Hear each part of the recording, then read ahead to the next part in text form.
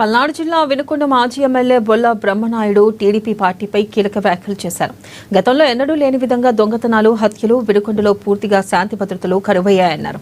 వినుకొండ పట్టణంలో దొంగతనాలు, హత్యలు పెరిగిపోయాయని, కూటమి ప్రభుత్వం వైఫల్యం స్పష్టంగా కనబడుతుందని, దీనికి ఎమ్మెల్యే జీవి ఆంజనేయులు బాధ్యత వహించారని తెలిపారు.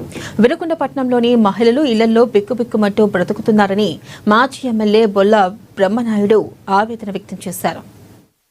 న్యాయంగా పాలన చేస్తున్నాం అని చెప్పారు. ఓకే, బ్రహ్మనాయుడు గారి టైంలో ఏం హత్యలు జరిగినాయి? ఇవాళ నీ ఆలోచన, నీ విధానం చూస్తే ఇవాళ పూర్తి స్థాయిలో ఇక్కడ వినుకొండలో నీ శాంతి భద్రతల గురించి, నీ పోలీసులు పట్ల మీకున్న అపారమైన నమ్మకం మాకు ఉంది. కానీ మీరు వాళ్ళ పార్టీని వాళ్ళు పనిచేయని ఇట్లా ఆలపాటి పుష్పలత కళ్యాణపూర్ కాలనీ మరి ఇంట్లోకి వెళ్లి అన్ని విధాలా తీసేసుకొని చంపేశారు. అన్ని దోపిడీ చేసి చంపేశారు. మీ శాంతి భద్రతలు ఏమైనాయ్యా? కళ్యాణపూర్ కాలనీ మహిళల పట్ల మేము చాలా అంకిత భావంతో పనిచేస్తున్నారని ఆ మహిళల్ని ఎందుకు చంపించారయ్యా?